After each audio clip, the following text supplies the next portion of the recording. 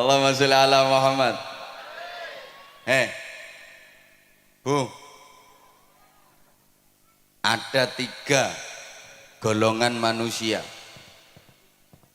yang ibadahnya sebagus apapun gak akan diterima oleh Allah.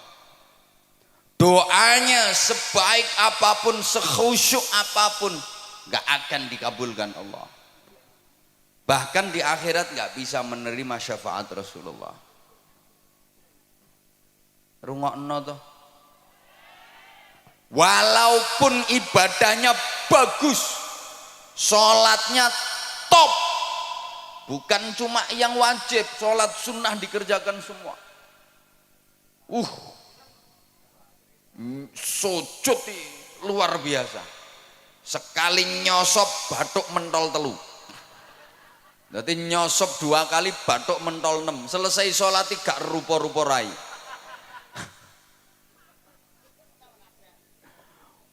Poso bendino, sodakoh nyah-nyoh, zakat orang mufakat, wiridan sak dalan-dalan maca Quran yo turut ratan. Berangkat haji tiap tahun, dia pergi umroh seminggu 5 kali.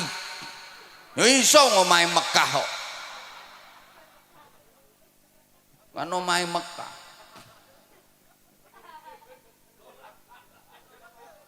Wis tak pikir aku ngomong. Ora iso kowe apa mbantah ora iso. Gak mungkin seminggu umroh berangkat ping 5. Omahe Mekah kok.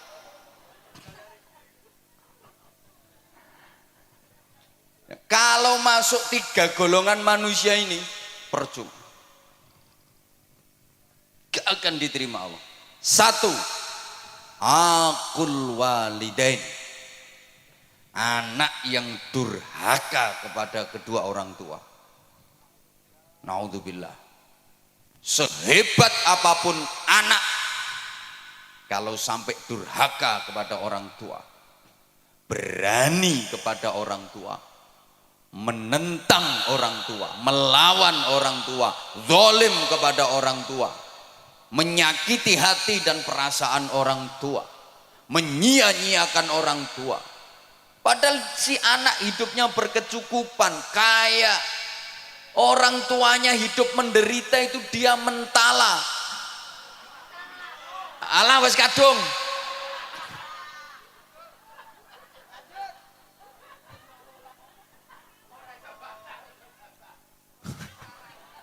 Sing ceramah aku apa sampean?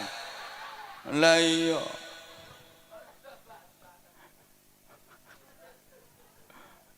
Walaupun ini anak alim,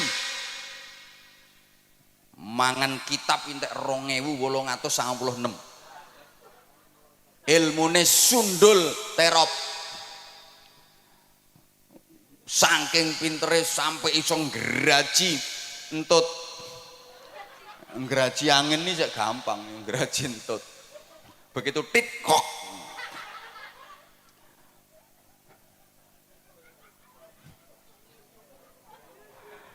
Kalau berani sama orang tua, menyakitkan orang tua, durhaka kepada orang tua, seluruh ibadahnya ditolak sama Allah. Doanya nggak akan dikabulkan oleh Allah. Bahkan di akhirat dia nggak bisa menerima syafaat Rasulullah. Walaupun secara lahiriah orang tuanya seakan-akan bersalah. Karena dalam hubungan anak dengan orang tua itu undang-undangnya cuma ada 2 pasal. Pasal 1, orang tua tidak pernah bersalah. Pasal 2, apabila orang tua melakukan kesalahan kembali ke pasal 1. Ya gak mumet, memang pasalnya cuma 2 kok. Jadi hubungan anak kepada orang tua itu pasalnya cuma 2 undang-undangnya. Pasal 1, orang tua tidak pernah bersalah. Pasal 2, apabila orang tua melakukan kesalahan kembali ke pasal 1. Sehingga kalau sampai terjadi anak ribut sama orang tua, anak gegeran sama orang tua, demi Allah di apa-apa no sing salah anaknya. Ana sing mikir ketara gak rukun kae.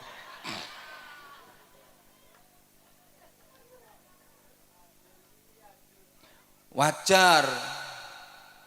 Karena nggak ada orang tua, nggak ada anak. Orang tua itu menjadi sarana, lantaran wujudnya manusia di alam dunia, betul? Boleh kene ana sing tanpa wong tua. Dadi marang bejudus teko lemah. Apa meletek teko watu.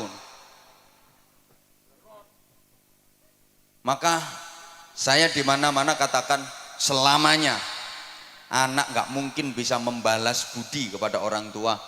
Nggak mungkin anak bisa membalas jasa orang tua. Nggak mungkin bisa. Orang tua pernah gembol anak, anak nggak pernah gembol orang tua. Wong tua tahu ngeden ngetokno anak, anak gak tahu ngeden ngetokno wong tuane. Ngedene yang ngetokno gedang goreng. Loh, orang tua merawat anak itu lama dan ikhlas.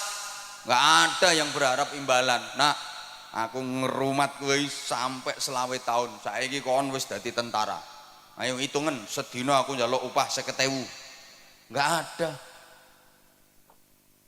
Lah anak kalau merawat orang tua itu ya cuma sebentar, itu pun pamrih. Sulit ikhlas.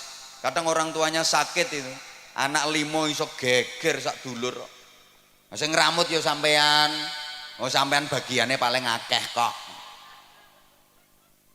Biasanya ngono kuwi lambe-lambe kudungan.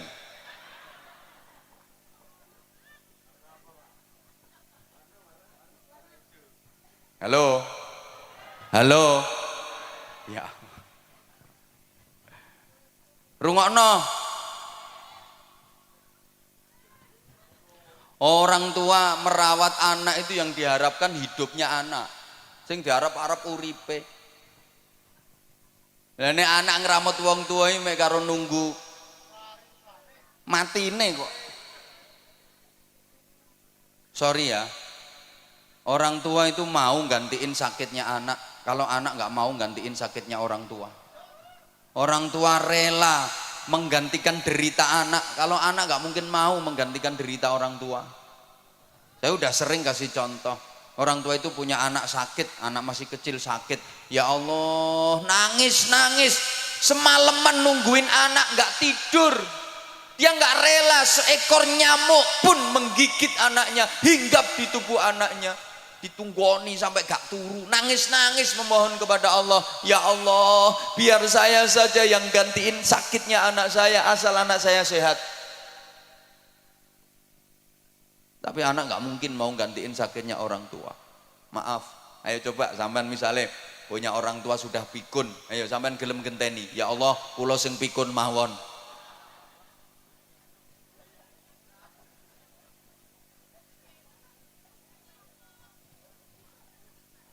Orang tua tuh punya anak pilek, hidung tersumbat, sing nyumpeli yo umbel, ndak iso ambekan, diapakno? Disedot, dicucup, masya Allah, umbel ya dicucup. Ayo bu, misalnya bapak sampean umbelnya meler, mriki pak kula dilatane pak.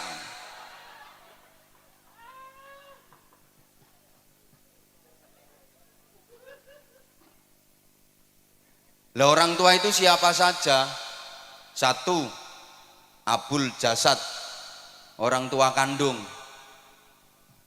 ayah dan ibu kandung. Dua, abur ruh, yang merawat ruh, merawat jiwa, gurunya, kiainya, bunyainya, ustadz ustadzahnya. Hukumnya sama orang tua. Kalau orang tua kandung itu yang merawat jasmani, kalau guru, kiai, bunyai itu yang merawat rohani. Iki dirungokno apa ora toh? Tiga, yang ngasih pasangan hidup, mertua, sama wajib dihormat. Bu,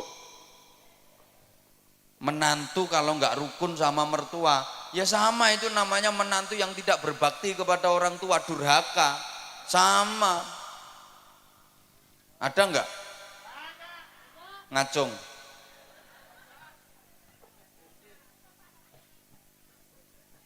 Sing akeh mantu gak rukun karo maratuwa iki mantu wedok. Kenapa?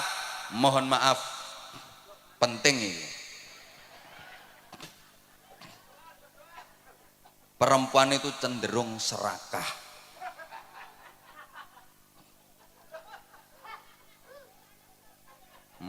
Wong lanang serakah ya eneng kok. Yang mbek kiai wani nyentak apa maneh mbek bojone. Mohon maaf,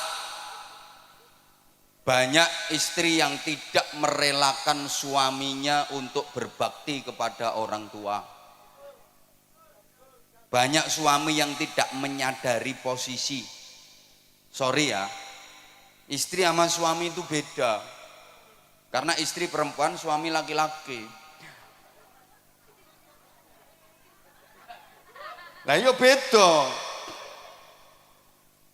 Istri itu haknya suami. Kalau suami bukan haknya istri, haknya orang tua. Rungokno. Suami itu haknya orang tua. Artinya suami harus lebih memprioritaskan orang tuanya, mementingkan orang tuanya daripada istrinya. Ya sama-sama penting, istrinya penting, orang tuanya penting, tapi perbandingannya lebih dipentingkan orang tuanya daripada istrinya. Ini kalau suami. Beda dengan istri. Istri haknya suami, bukan haknya orang tua. Karena waktu nikah sama orang tuanya sudah diserahkan total kepada suami. Maka istri harus lebih memprioritaskan suaminya daripada orang tuanya. Kalau suami harus lebih mementingkan orang tuanya daripada istrinya. Lah ini yang suka nggak diterima oleh para istri. Suami mau berbakti kepada orang tuanya, dihalang-halangi oleh istrinya. Kadang suami mau ngasih duit ke ibunya, ini si istri ngamuk-ngamuk, diselidiki. Mbok kei pira makmu mau? Mbok kei pira makmu mau? Mbok kei pira? Ya kekno kabeh kono. Kekno kabeh. Ndang ngusungi rono kabeh. Gawa nang gone makmu kabeh kono. Wis, klambimu nang digerono pisan, bantalmu sak sarungmu usungi rono. Engko bengi nang kelon karo makmu kono.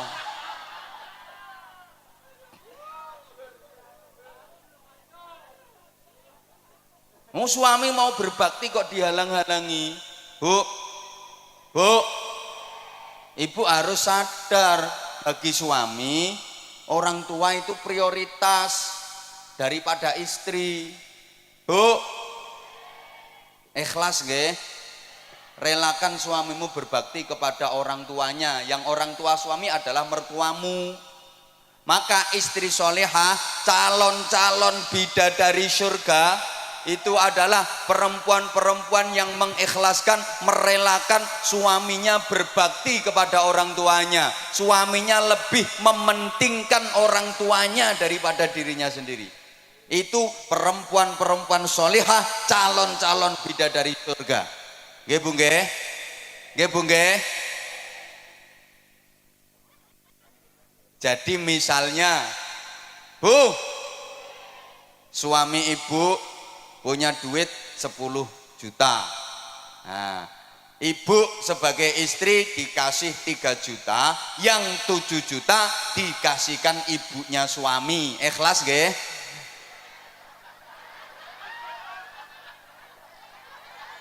Ikhlas nggih?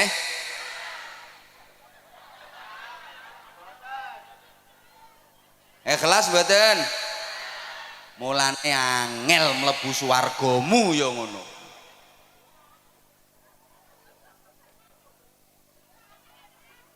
Loh, namanya lebih diprioritaskan ibunya daripada istrinya kok. Jadi nek bojomu ku ndek duit 1 juta, sampean sebagai istri dikasih 300.000, yang 700.000 dikasihkan ibunya suami, dikasihkan mertuamu. Ikhlas nggih?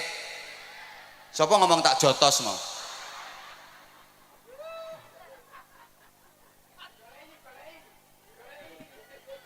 jotos deh. Kuwi istri apa petinju kok tak jotos deh. Kalau ibu ikhlas, nah itu gampang masuk surga. Itu istri solehah dan calon-calon ratu bidadari surga. Halo, rungokno.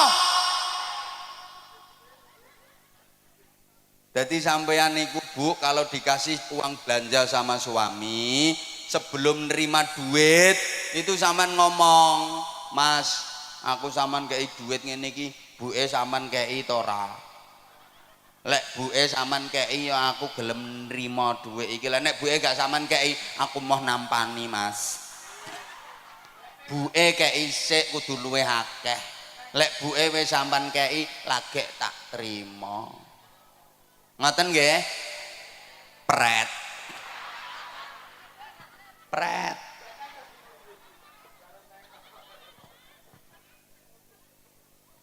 Jadi misalnya ibu dibeliin gelang sama suami, sebelum diterima tuh gelang ngomong, "Ya, aku sampean tukono gelang ini iki, ibu sampean tukono apa ora?"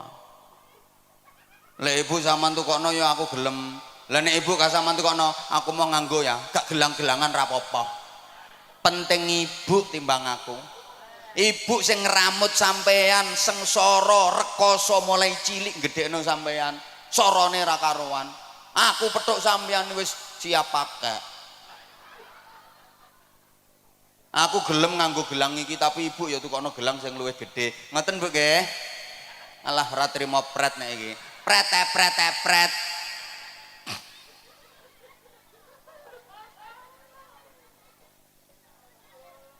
Ibu, jadi misalnya ibu mau diajak berangkat umroh sama suami, ibu harus ngomong, "Ya, aku kata dijak umroh, ibu sampean jak taga. Lek ambek ibu aku ya gelem melu ya. Lah nek ibu gak sampean jak, aku ya mau padha-padhane duwe sampean pas-pasan. Berangkat ambek ibu ae. Aku kari-kari gak apa-apa. Penting ibu timbang aku."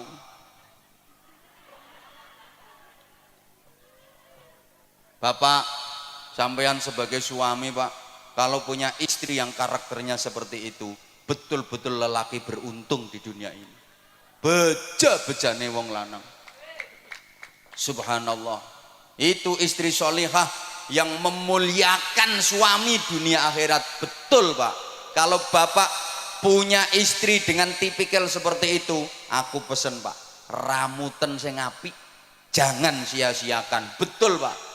Perempuan seperti itu Pak, sebelum mati jangan dikubur dulu.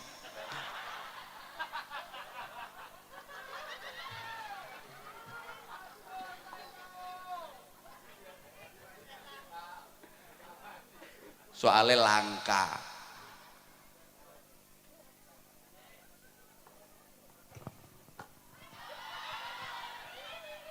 Lo udah 1,5 jam loh ini. Yang kedua,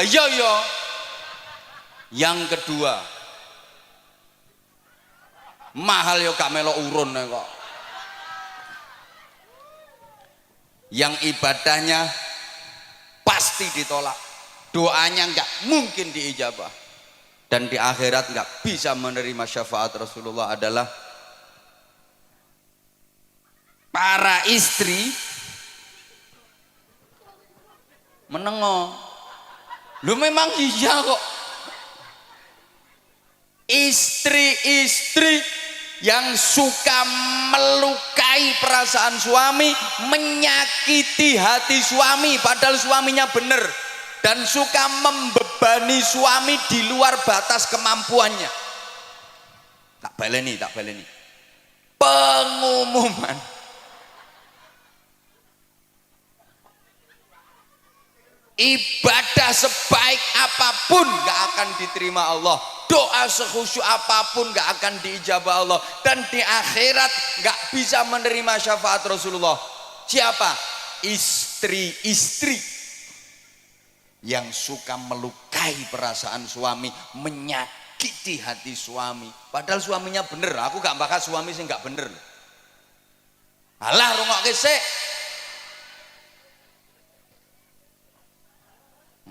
Ucul ya ben balon murah kok. Balon ucul geger ndangak kabeh. Tuku meneh 5.000 kok. Hah? Malah mek 3.000 gegerno pengajian. Halo? Halo? Bu, ini beneran loh Bu. Rasulullah pernah cerita, besok di akhirat itu ada perempuan yang wujudnya enggak wujud manusia, bentuknya enggak bentuk manusia, tapi ndasnya alah ndasnya itu ndas celeng, terus awak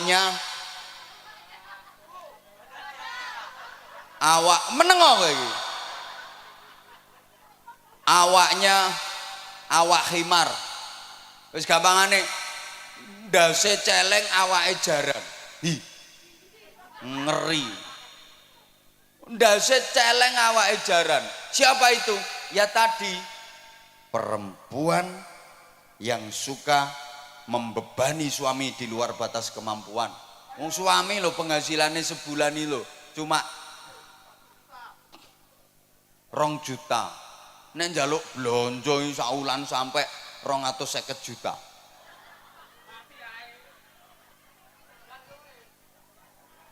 Misalnya perempuan yang suka melukai perasaan suami dan menyakiti hati suami, maka seperti itu akibatnya, ibadahmu gak akan diterima Allah. Tiwas dawir lambemu lah, dikir macam-macam percuma, doa gak diijabah, di akhirat gak bisa mendapat syafaat Rasulullah. Nah sekarang ganti, para suami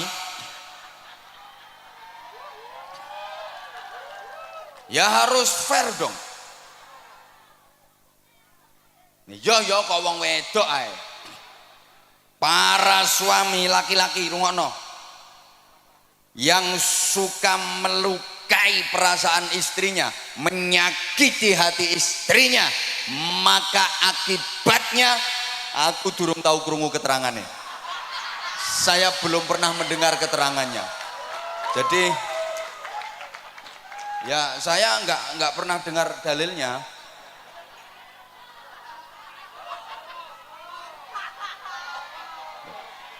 Lah nanti kalau saya sampaikan yo malah keliru kabeh. Saya nggak pernah denger kok.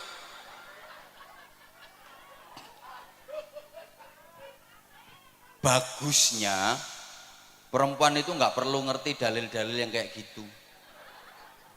Marake ngelama, ngelunjak, ingkrah ndase wong lanang. Lho wong istri itu lo nggak ngerti dalil lho, suami iso kalah. Apalagi ngerti dalil, malah nyenyek wong lanang. Memang istri-istri nggak usah ngerti dalil-dalil kayak gitu, bahaya. Wong nggak ngerti dalil sing lanang kalah kok, pemane ngerti dalil. Mulane bro, sing urung rapi ya. Besok nek rapi golek wong itu sing goblok-goblok kae, gampang dihapusi. Nek pinter-pintere gak iso ngendhalekno nyonyor kae.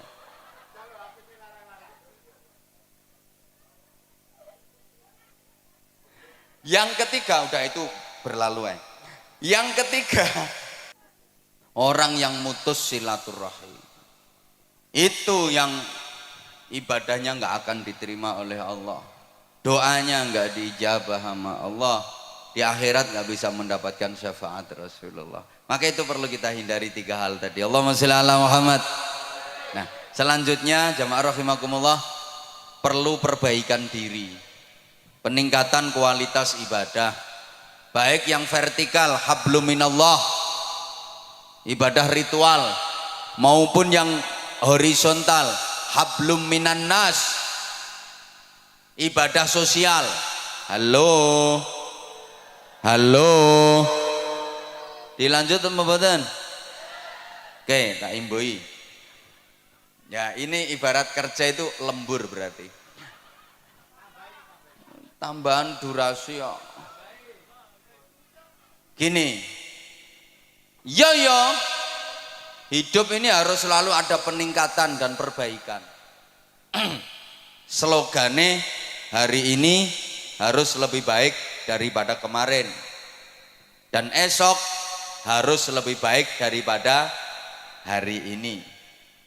Dalam menjalani hidup, pantang bagi kita untuk berprinsip aku masih seperti yang dulu, aku begini engkau begitu. Itu sama saja. Kalau orang Jawa bilang sami mawon, nek diteruske bokonge Mbak Mi dintup. Harus ada dinamika ke arah hidup yang lebih baik. Ibu bapak jamaah rahimakumullah, pembangunan musola ini harus disertai dengan pembangunan manusianya.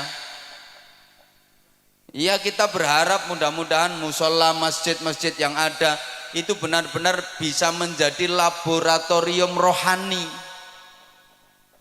pembangunan mental spiritual. Negara kita itu punya jargon di lagu kebangsaan Indonesia Raya itu, bangunlah, bangunlah, ayo tobu. Pertama bangunlah jiwanya dulu, baru bangunlah untuk Indonesia. Bangunlah jiwanya. Pembangunan jiwa itu menjadi sangat penting.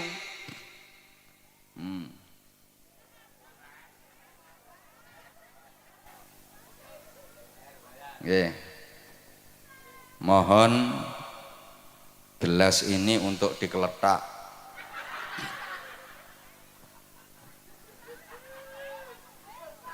Untuk pembangunan sorban. Nggih. Iya. Nah itu juga termasuk bagian dari perbaikan. Nggih Bu nggih. Bu, saya yakin semuanya bawa duit. Kalau nggak bawa duit nggak apa-apa kok, kalung dilepas, gelang dipelorot nggak apa-apa, nanti biar dijual sama panitia. Ini pasti semuanya bawa duit. Saya nggak percaya kalau nggak bawa duit. Ono yang 100.000, ada yang 50.000, 20.000, 10.000, 5.000, 2.000, 1.000. Nanti kira-kira yang disedekahkan berapa?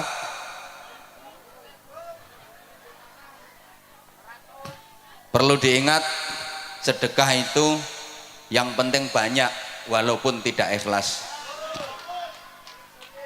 daripada ikhlas cuma sedikit. Tak baleni, lebih baik sedekah yang banyak walaupun tidak ikhlas daripada ikhlas tapi cuma sedikit. Kenapa? Saya berani bilang lebih baik sedekah banyak walaupun tidak ikhlas. Loh iya, daripada ikhlas tapi sedekahnya cuma sedikit. Karena kalau sedekahnya banyak, terus sedekah banyak, terus sedekah banyak, pasti lama-lama ikhlas. Mesti metu ikhlas ya. Mikir ora ikhlas, terus ngetokno akeh kok ora ikhlas. Tapi kalau sedekah itu prinsipnya yang penting ikhlas walaupun sedikit, sampai mate gak kira sedekah akeh. Dan ciri-ciri sedekah ikhlas, tanda-tanda sedekah itu ikhlas adalah sedekahnya banyak. Tandane wong sedekah ikhlas iku sedekah akeh. Soalnya nek sedekah akeh gak mikir, gak perhitungan. Tak baleni. Tanda-tanda orang ikhlas dalam bersedekah itu adalah sedekahnya banyak. Tandanya ikhlas. Soalnya gak perhitungan, gue duit piro, wis gak perhitungan. Engko urusan engko, sesuk urusan sesuk. Rezeki akeh sing nguri, mesti ditempui, diganti sama Allah dengan ganti yang lebih banyak. Itu tandanya ikhlas. Nah, di antara tanda-tanda orang sedekah tidak ikhlas, itu sedekahnya nilainya kecil, sedekahnya sedikit, tandane wong perhitungan. Duitku karek 200, kok nek tak sedekahno 50, lak karek 150, sesuk bayar kreditan 70. Anakku sangune rungokno nang ngaji gak butuh sangu anakmu. Halo maka wong niku nek sedekahe kulino sithik iku tandane gak ikhlas. Ayo bantau. Sedikit banyak itu bukan jumlah dan nominal, tapi prosentase dan pembanding. Ukuran sedikitnya yang ngeleset di bawah sama yang duduk metingkring di atas panggung jelas beda. Jelas beda. Mungkin lek kanggo sampean 500.000 wis akeh. Tapi lek kanggo sing nang dhuwur panggung sithik 500.000 kuwi. Makanya saya bilang bukan jumlah tapi prosentase dan pembanding ukurannya.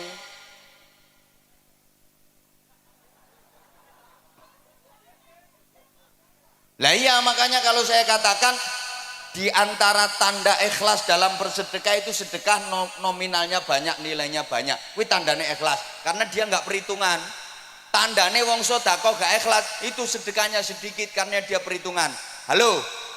Orang yang beramal di dunia tanpa perhitungan, besok di akhirat Allah yo gak perhitungan, langsung dimasukkan surga sama Allah.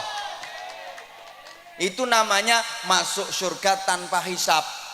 Tanpa hisab itu tanpa perhitungan. Siapa yang dimasukkan surga tanpa hisab, tanpa perhitungan? Ya orang-orang yang waktu di dunia amalnya tanpa perhitungan.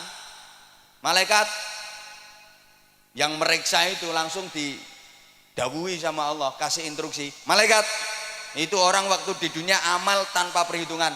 Udah sekarang langsung masukkan surga tanpa diperhitungkan amalnya. Cepet tuh orang Bojonegoro kok. Langsung ke surga.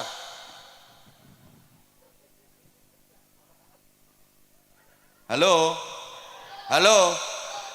Lah kalau orang di dunia amalnya penuh perhitungan, besok di akhirat Allah juga penuh perhitungan. Dihitung dulu. Amal bagusnya ada berapa, amal jeleknya ada berapa. Lebih banyak mana? Tangannya untuk muter tasbih sama untuk kopek jarene. Lebih banyak mana itu? Diperhitungkan semuanya. Lama perhitungan itu. Paham nggih? Paham nggih? Ada yang masuk surga bi ghairi hisab, tanpa hisab. Itu artinya tanpa diperhitungkan amalnya. Orang-orang yang waktu di dunia melakukan amal tanpa perhitungan, besok di akhirat Allah memasukkan surga tanpa perhitungan. Tapi kalau amal di dunia diperhitung sok no akhirat awas diperhitung karo Gusti Allah.